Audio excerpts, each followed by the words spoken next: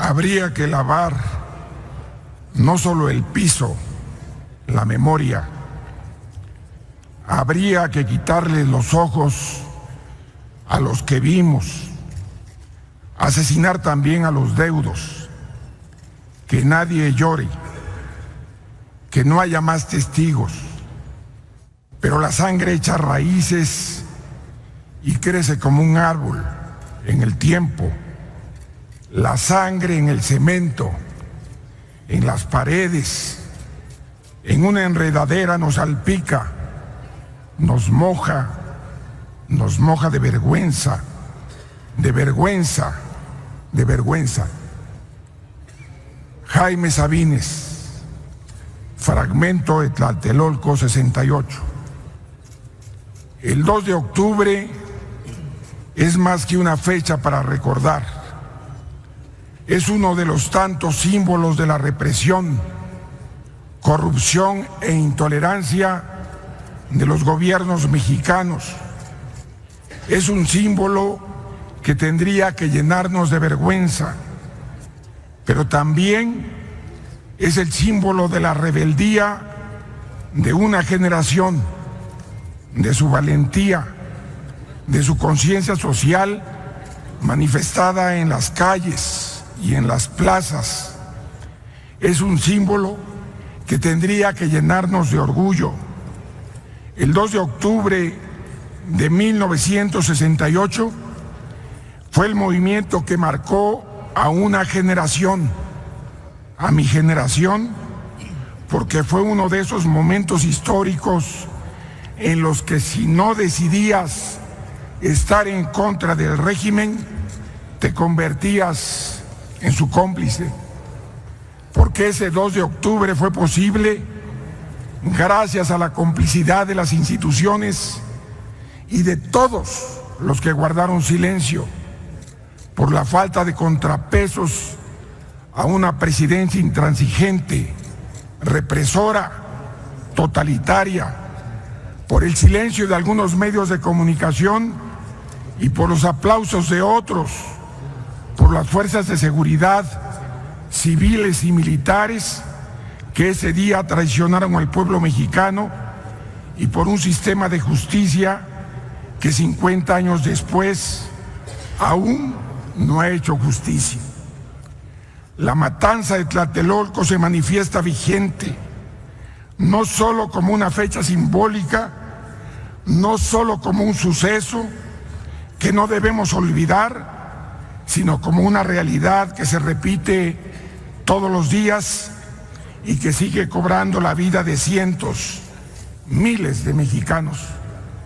Porque después del 68 fue el halconazo, las matanzas de Aguas Blancas, Atenco, Tlatlaya y de los estudiantes desaparecidos, 43 de Ayotzinapa. Porque después del 68 fue el asesinato de líderes comunitarios y defensores del medio ambiente, Agustín y Miguel Ángel Vázquez, activistas huirráricas, Guadalupe Huet Gómez, activista Xochitl, Juan Ontiveros e Isidro Valdenegro, activistas rarámuris, Jesús Javier Ramos Arreola, defensor del Cerro de Teyaco, y cientos más en todo el país. Porque después del 68 fue el asesinato de periodistas solo para hacer su trabajo. Javier Valdés, Miroslava Brecht, Rubén, Anabel, Luciano, 118 periodistas asesinados en los últimos 18 años. Porque después del 68 son más de 30,000 desaparecidos desde que inició la llamada guerra contra el narco y el asesinato de familiares que los estaban buscando.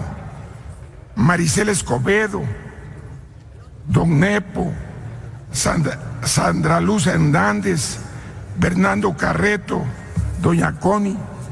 En México hay un grave problema de violencia, inseguridad, represión por parte del Estado, poderes fácticos y grupos criminales. En México hay violaciones de derechos humanos, ejecuciones extrajudiciales, desapariciones forzadas, detenciones arbitrarias, amenazas, hostigamientos y ataques físicos. Y este problema no se va a resolver negándolo, como sistemáticamente lo ha hecho el gobierno federal, ni se va a resolver manteniendo el sistema que ha permitido que México haya llegado a grados de violencia e impunidad que hoy resultan insostenibles. Ese problema se va a solucionar primero con la sociedad civil, que ha dejado de manifestarse de todas las formas posibles, como lo son el zapatismo, con el movimiento por la paz, con justicia y dignidad, con los autodefensas, con las Fuerzas Unidas por nuestros desaparecidos, con las rastreadoras y con el trabajo de cientos de agrupaciones y activistas que decidieron dar la cara por México cuando el gobierno no lo hizo, pero también garantizando cambios de fondo.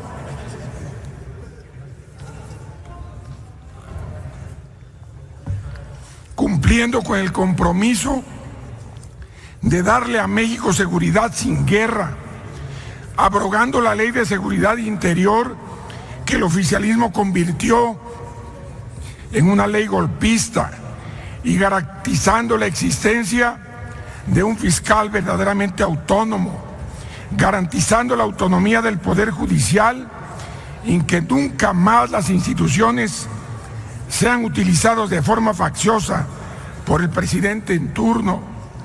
Este problema se va a solucionar cuando el legislativo deje de ser, como en 1968, un aplaudidor del presidente y se convierta en un verdadero contrapeso a los excesos del poder, cuando legisle de la mano de la sociedad civil, pensando en la gente, construyendo instituciones que trabajen para la gente.